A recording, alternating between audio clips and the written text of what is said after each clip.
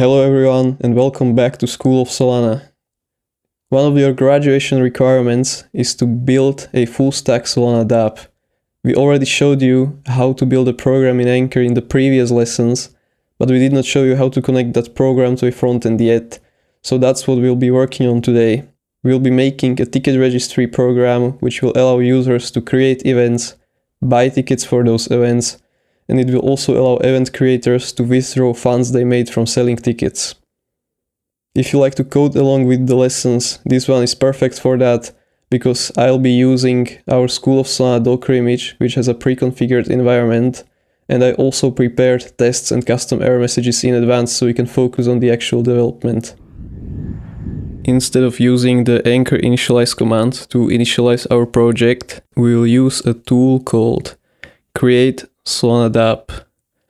This is a tool which will create for us not only an Anchor project, but also it will create a simple front-end template which we'll use in the second part of the lesson. So let's copy this command and initialize the project. We'll use the basic template and now we'll wait. I'll be right back. The project is finally initialized, so like last time, first I'll create program structure.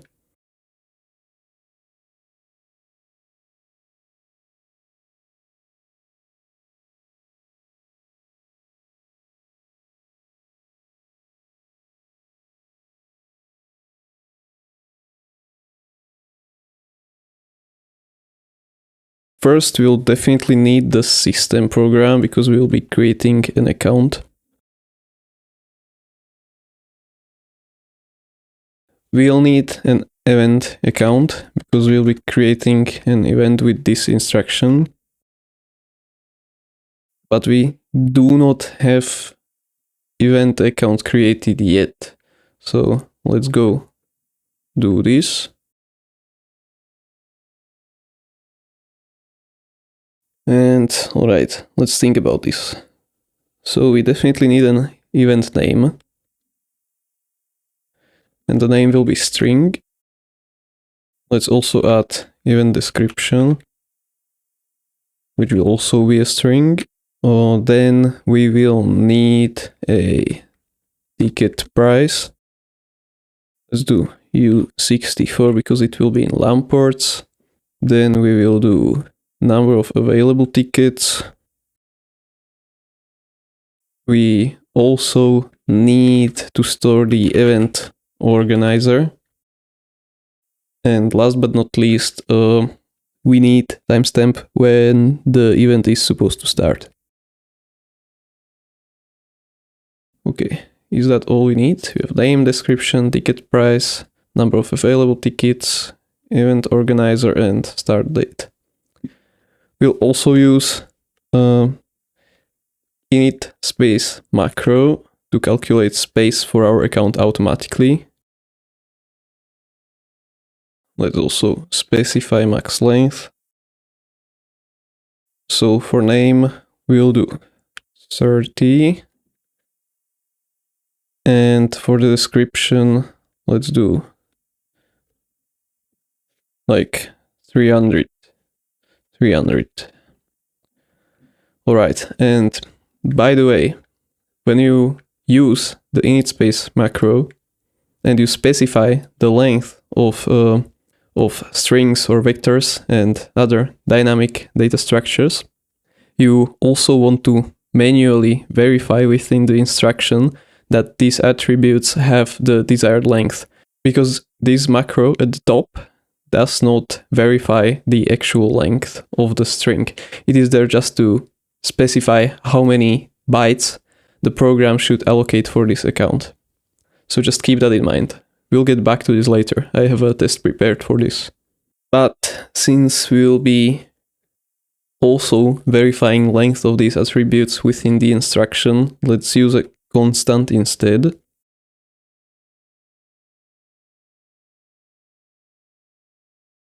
And let's get back to our initialize instruction. So now we can import the event account. We also need the event creator or organizer, pub event organizer, and this account will be the signer. Alright, these are the accounts. Now for the constraints. Signer is simple. All we need is to make the account mutable, because this account will pay for the account creation. Then let's initialize the event account. Pair will be the event organizer. What else? Oh, we need space. So discriminator plus the event init space. Now for the seeds. Whenever you're picking seeds for your accounts, think about it really hard, because we can use them to make our lives easier and verify some things for us without having to do it manually. So first, let's do event, and we want every event organizer to be able to create exactly one event with a certain name. So let's do event organizer.key as reference, and we also need to retrieve the name of the event, but we do not have the parameter yet.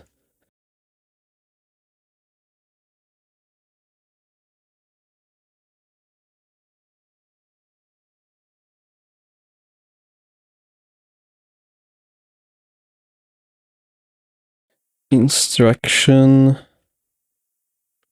we want the name string. Cool, so let's also add the name as bytes, and we also need the bump. And I forgot a comma. Okay, one more time. So since we have name as well as event organizer key specified within the seeds of the event account, this means that every event organizer can create only one event with a certain name. If we removed the event organizer key, then that would mean that there can ever be only one event with a certain name. If we went further and also removed the name from the seeds, then we could only have one event in total, and whoever creates it first will have the only event. We do not want that, so let's return the seeds. And now we'll implement the initialize instruction. So the instruction should be pretty simple. All we need is to basically initialize fields of the account. So let's do let event mute context.accounts.event. So now let's manually verify that the length of the name is correct. And if it's not, then we'll return an error. In advance, I prepared a few custom errors, so I'll add them right here. And we'll use the name too long error. So return ticket registry error, name too long, event name is equal to name. Now we also need to verify the description length.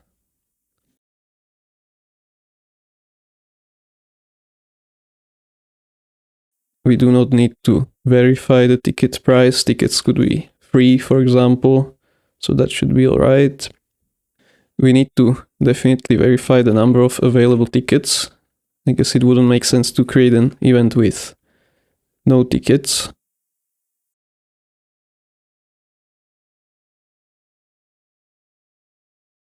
Start date, and the start date should be sometime in the future. So let's do clock get this, and let's do Unix timestamp. And if the start date is too low, then we will throw start date in the past error.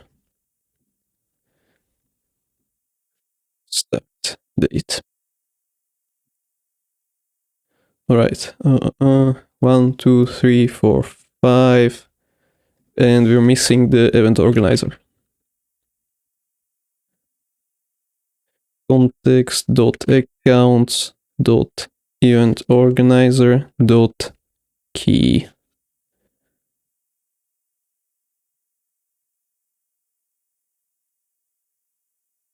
So that's it for the initialize instruction. All we do is just create the event account, verify the parameters, and then initialize it. So now we'll create the buy ticket instruction.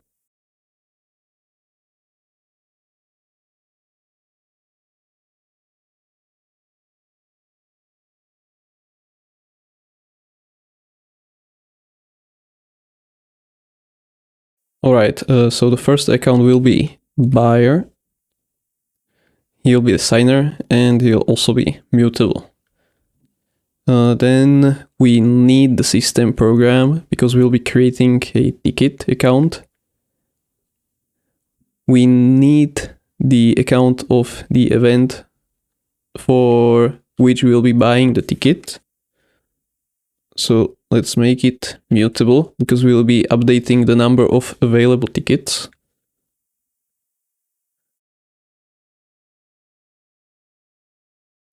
Now let's add the ticket account. Pub ticket account.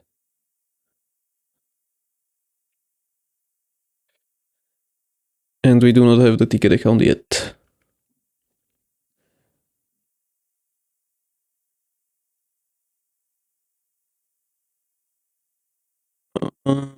So let's rename the struct ticket. And what will we store? Let's store the address of the event. So we can remove this event and we'll store pub key. Then we should also store the pub key of the buyer. And last but not least, let's store the ticket price. Pub price U64. We do not need to specify length of anything else. And that should be it. So let's import the account. And now we need to create it.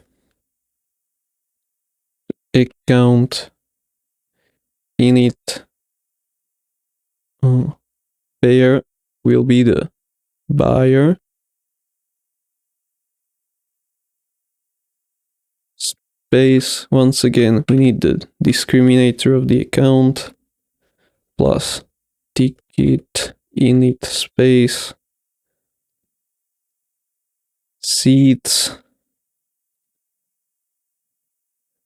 and also bump.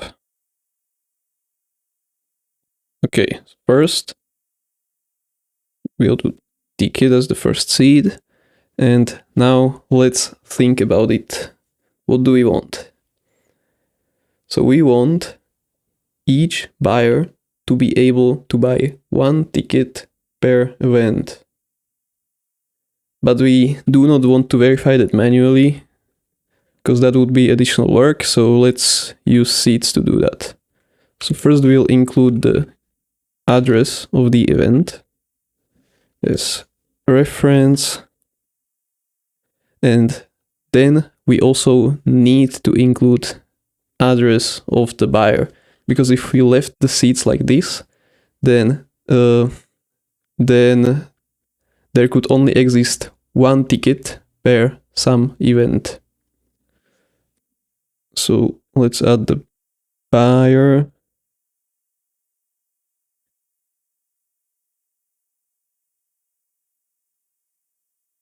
So once again, we just need to initialize the ticket account. So let's do ticket. Oh, first we need to take the account. Ticket dot event is equal to event dot key. Let's do price, and this will be equal to event dot ticket price, and ticket dot buyer will be equal to buyer, but we do not have the buyer yet.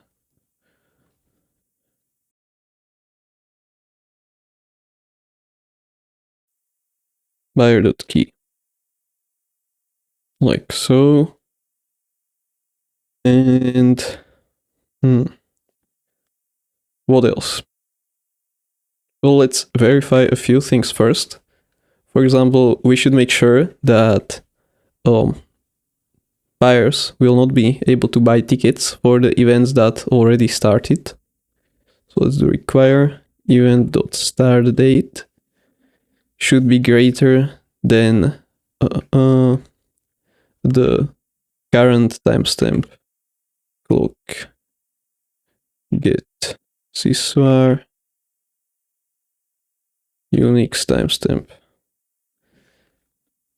And in case they attempt to do that, let's return an error, which will be start date in the past.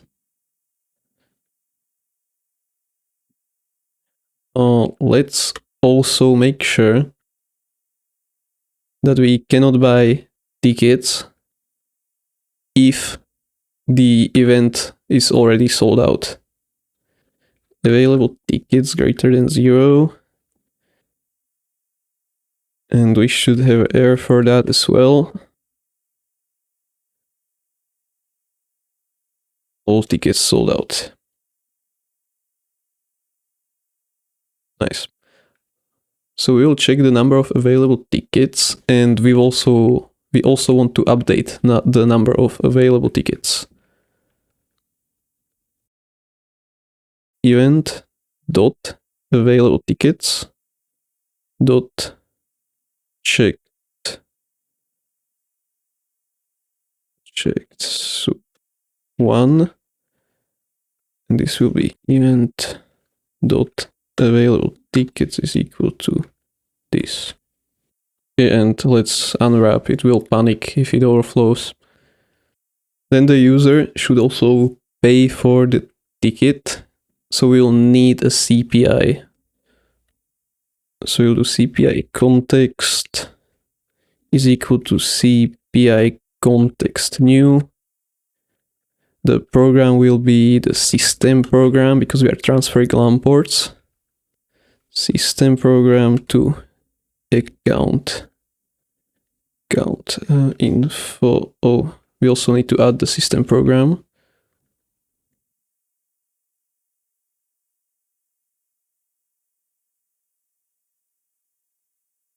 Account info. Let's also specify the account. Program. Which one? Transfer. And the accounts are from and to. From will be the buyer. To account info, and to will be the event.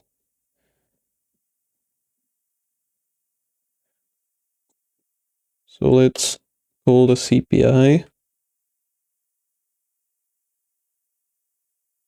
Transfer CPI context, and LAN ports will be the event.ticket price. So one more time. First, we verify some things, then we transfer the LAN ports from buyer to the event. We also update the number of available tickets, and last but not least, we initialize the ticket account. So now all that's left is the final instruction, which will be the withdraw instruction.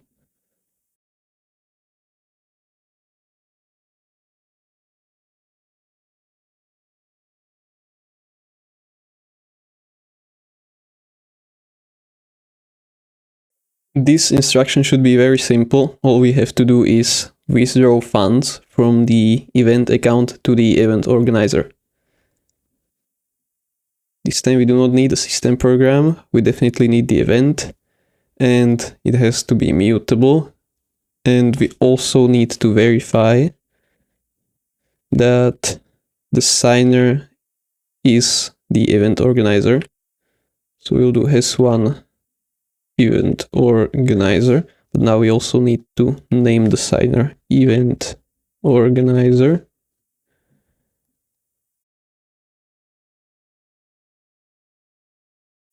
And since event account is owned by our program, we do not need to use the CPI.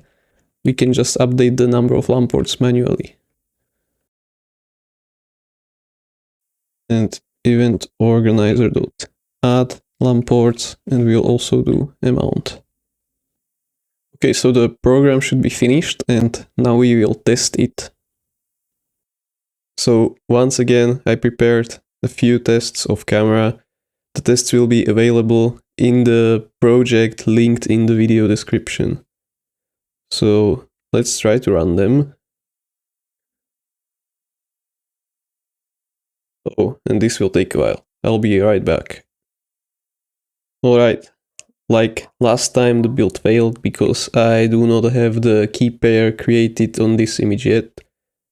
So let's do that. Solana keygen new. And let's try to run it again. Alright, seems like we ran into another error. So let's try to install this dependency. Right, anchor test. So this time all of the tests passed. And let's get back to the init space macro, because I told you that it is necessary to also verify the length of strings manually within the instruction, because this maxlen macro does not verify it by itself. So let's try that. I will comment out this check and let's try to run the test again.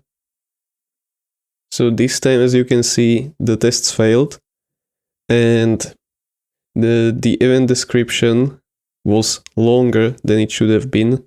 As you can see, here is the number of letters that the description contained, and here is the maximum expected length. We built the program, we tested it, and now let's deploy it on the devnet. So we'll run anchor deploy. Let's go here and change cluster to devnet. Will this fix it?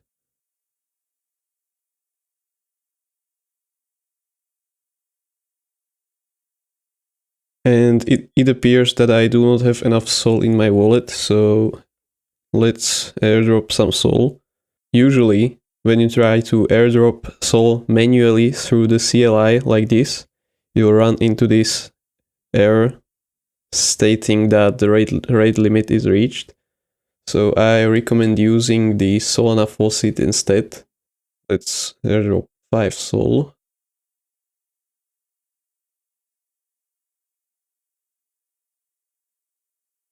Airdrop was successful. So now if I do Solana balance, so the balance still shows that I have 0 SOL, but I think that is because I did not set my config to devnet in the CLI as well. So I'll run Solana config set URL devnet, and now when I run Solana balance, it should show that I have 5 SOL. Nice. Anchor deploy. The program got deployed successfully at this address, so now anyone can interact with it on DevNet. And now that I think about it, I tried the airdrop command before I set the config to DevNet, so let's try it again just to see if it works. Yeah, and for example, this time it worked. Let's also add the program ID right here. So we have localnet. Let's copy this and change this to DevNet. DevNet. And also let's update the address right here. And now, since we changed this address in the source code, we also need to redeploy the program again. So let's do anchor deploy. Create-solana-dapp also includes a very cool tool called Codama. And basically, Codama is a tool that we can run, and it will read IDL of our program and generate a client library through which we can interact with our program. So, for example, we'll be able to call functions which will build the instructions for us, and it will simplify the whole process. You'll see in a sec. So currently we're in the package.json file, and right here is a script called setup, which will sync our keys, although we just did that manually, and then it will run Codama, and Codama will generate the library for us. npm run setup. Right here is the client library, but Codama is not perfect and sometimes it makes mistakes. For example, right here it did not fill in our program address correctly, so let's fix that. And also make sure to check that seeds of the functions which will create the instructions for us, we'll use this in our frontend, are set correctly. For example, right here, we should have just the name of the event as bytes as a seed, but it adds some prefix in front. Let's remove this. I also checked the other two instructions and they seem to be generated correctly, so let's start working on the front end. npm run dev. I opened the page, but we are currently getting error because we updated our program as well as the client library and it no longer fits the default template. So let's fix that. So let's comment all of this out. For now, we'll fix it in a bit.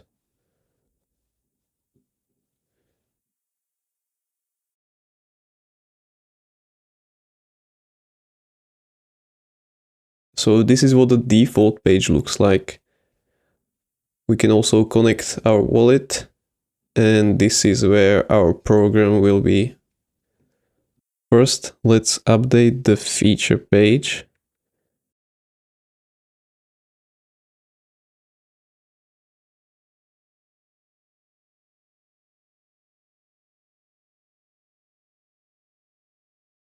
We can also simplify this one. Let's do return.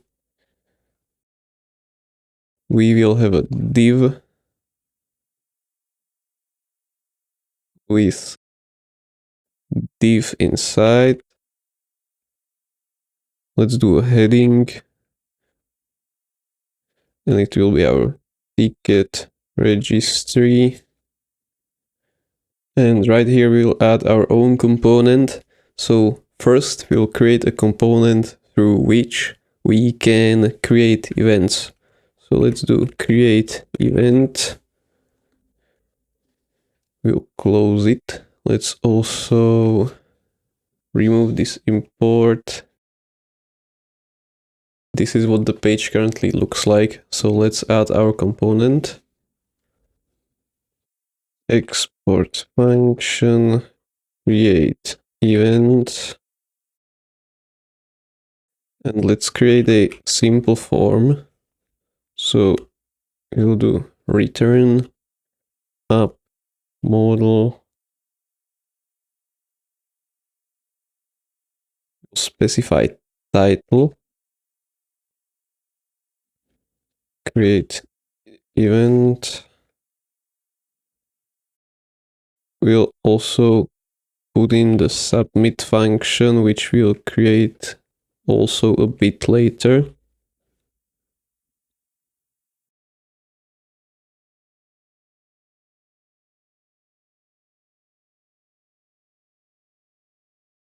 In order to set the value, we need a hook.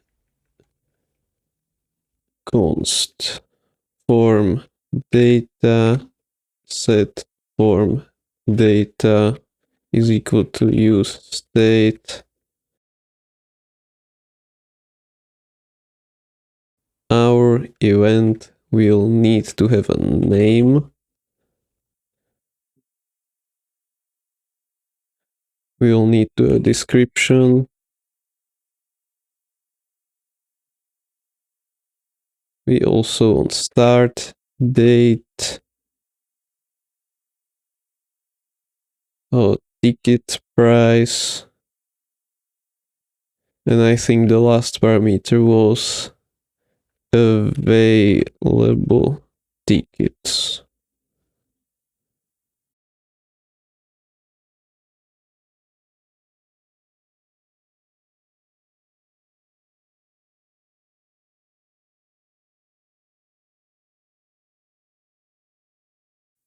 We do not have the submit yet. Wait, let's comment this out and take a look at what it currently looks like. So I'll connect my wallet.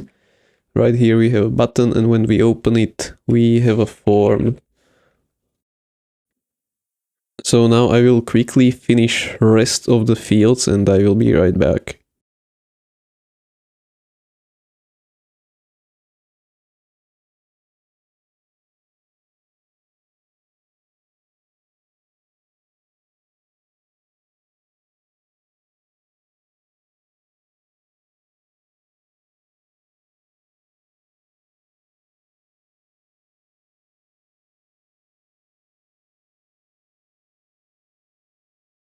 I added rest of the form fields and this is what it currently looks like. So we're also able to set the date, the price of the ticket in Lamports and available tickets. So now we need to create the function with which we'll submit the form and call the create event instruction. So first we need to retrieve the signer from the wallet. Signer is equal to use wallet UI signer. And we also want the client through which we'll submit the instruction.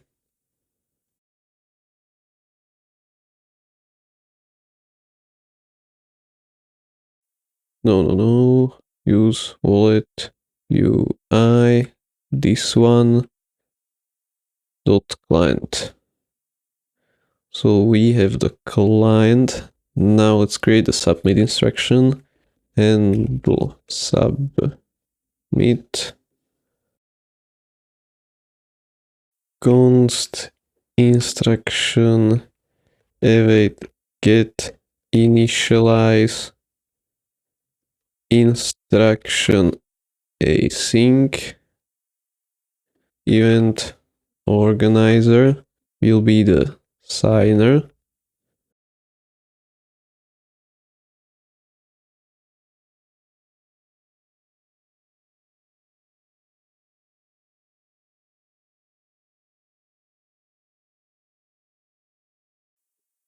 So right here we created the instruction and now we need to submit it. Let's create a function for that. Process transaction. We'll need to pass the signer. Transaction signer. We'll also need to pass the client. And last but not least, we need to pass the instructions which we want to process. Create transaction. So first let's get the latest block hash.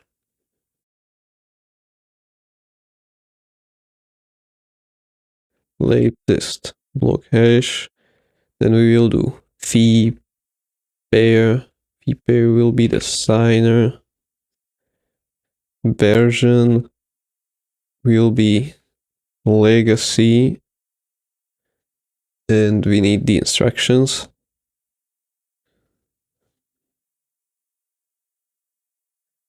And that is it. So now let's sign and send the transaction. Transaction. Let's use this function right here. Process transaction. And right here we will call process transaction. We will pass in our signer, client, and instruction. And after that we want to reset the form.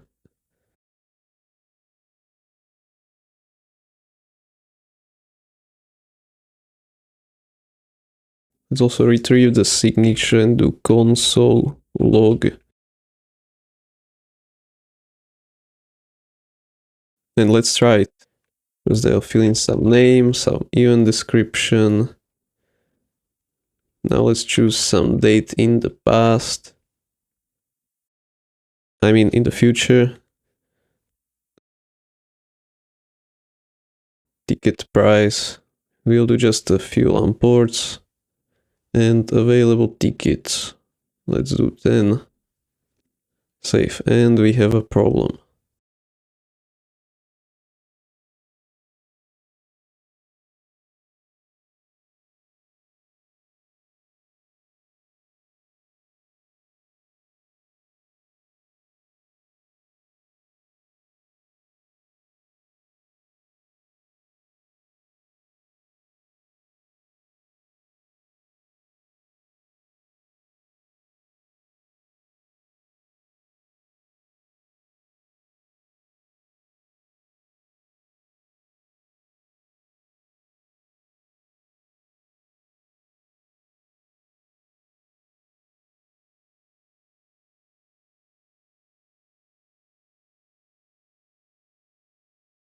Alright, I'm back. I fixed the error by taking the time that user inputs in the form and then I converted it into seconds. Create some name, description. Now we choose some date.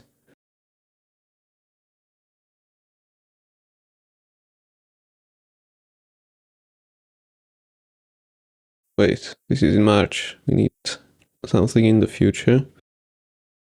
And let's click create. Now I need to sign the transaction. And if we check the console, yes, there it is. But the signature which we are logging is currently in the wrong format. So let's fix it. So let's get the decoder first. Const decoder.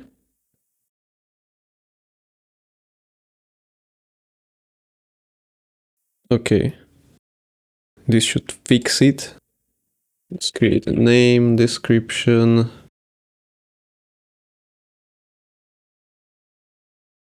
So now we can verify the transaction on Solana Explorer, and as we can see, it went through. The create event instruction works. Right now we are able to create events, but we still do not have a component which is able to fetch all of the created event accounts and display them on our website. So first we'll create a function with which we will fetch all of the event accounts. Export async function get event accounts. And what will we need? We will need client, Solana client, and let's also add the program ID.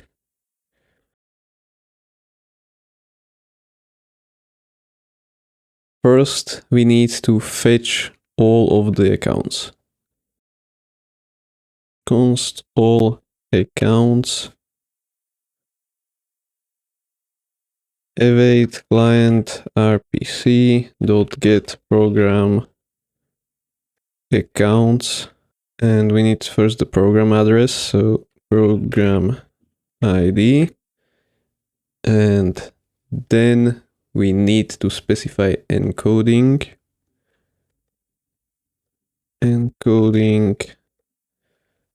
We'll use base 64, and then we'll do send. Now we need to filter all of the accounts that we fetch, because this will fetch not only the event accounts but also tickets.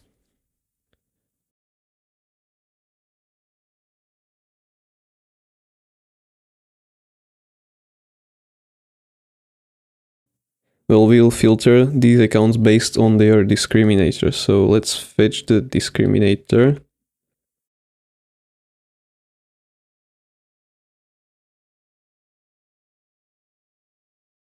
Let's decode these accounts.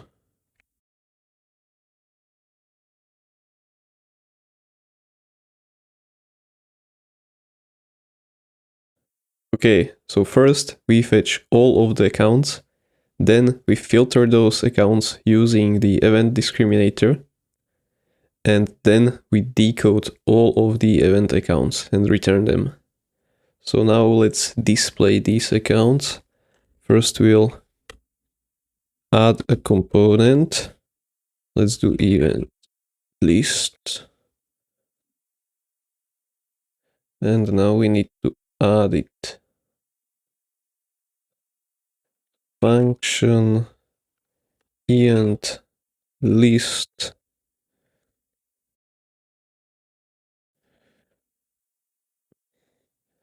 We'll need a client. Use wallet UI.client. Then we will need the program ID.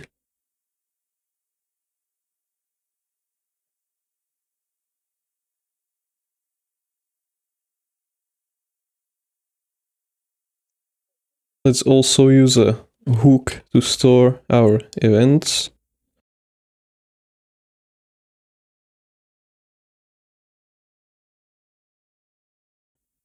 Now let's add the component.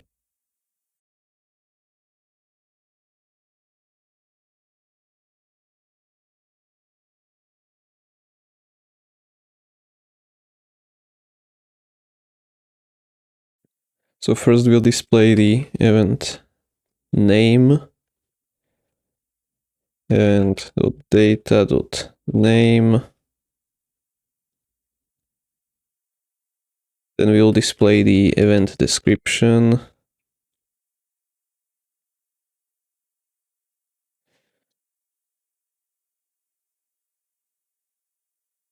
And now let's also display a few properties like price and number of available tickets. Let's do span price. Price will be in lamp ports. And it will be event.data.ticket price. Right here we'll have available tickets. And data.available tickets, and right here will be the start date.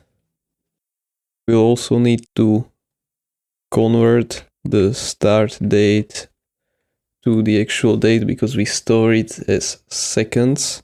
So new date number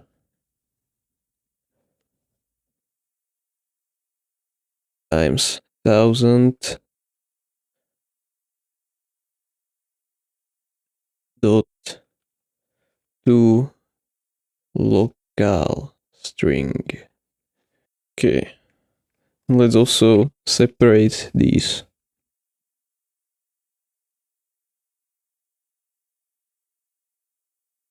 Forgot to add the key index.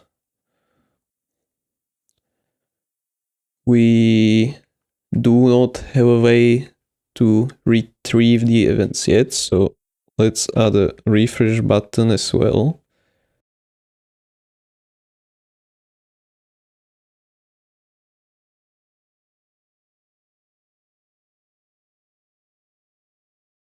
Click this. Yes. We retrieve all of the events. Nice. There are 5 events in total because I tried to create a few off camera to test the implementation.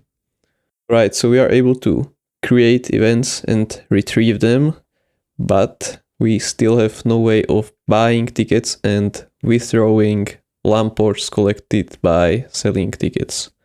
So let's work on that. First, we'll add the buy button. Let's add it under the event information.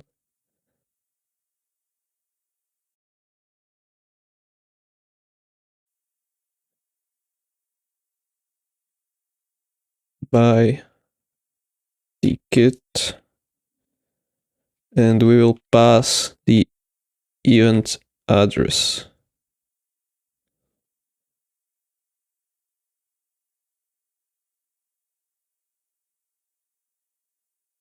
And let's also add the withdraw button as well. Withdraw funds. And we'll also need the address. All right. Function buy ticket.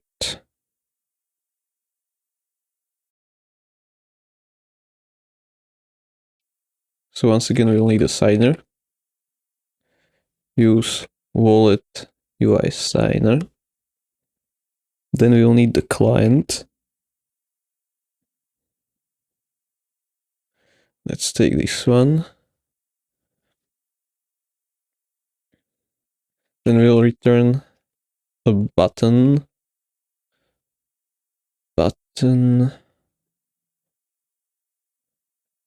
Buy ticket. On click, we will have a function. So let's do buy ticket. And now let's implement the function. Const buy ticket is equal to async. We'll need to create the buy ticket instruction and then process it. So first, const instruction await get buy instruction async, the one generated by Codama. So event will be the address we get as a parameter, and buyer will be the signer.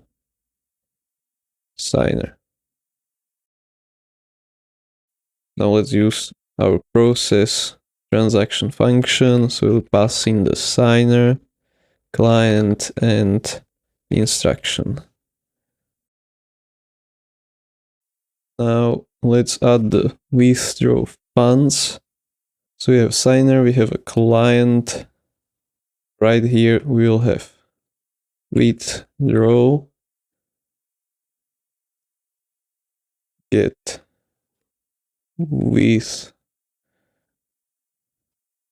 withdraw instruction. Right here we will need the event organizer. event and amount. So event we already have. The buyer will be the event organizer and amount. We'll need to somehow retrieve amount from the user. So let's use a hook again. Amount, set amount, use state, and we will create a simple input field where the user will be able to specify amount of lamports they want to withdraw.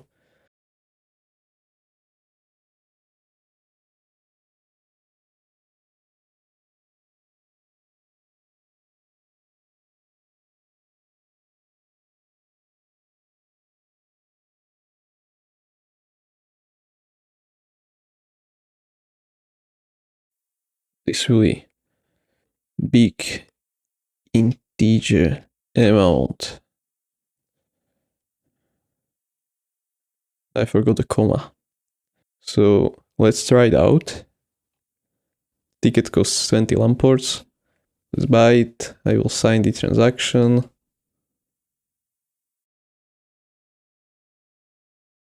And looks like the transaction went through. So let's inspect it in the Explorer. We paid the price of 20 lamports. We also paid for the transaction. And it works correctly. Let's also try the withdraw. Since we are the event creator, we should be able to do that. If we refresh, the number of available tickets should also decrease. Yeah, so now there's 23. Let's do withdraw. The ticket cost 20 lamports. I will sign again. Let's also inspect this transaction. Yes, and now we withdrew the 20 lamports back to our account. Right now, this dapp does not look very good, so off camera I prepared a simple style sheet, so let me quickly implement that. I added the style sheet, and this is what the final dapp looks like. The GitHub repository for this project will be linked in the video description. Okay everyone, that is it for today. If you've made it this far in the video, you should have no problem completing the Solana program assignment. And also, make sure to do your best, because we will be selecting the best submissions to showcase on the graduation call, so that everyone else can also see what you've built. As always, if you have any questions or need help with the programs, feel free to reach out to us on Discord. I'll be looking forward to your submissions and see you next time.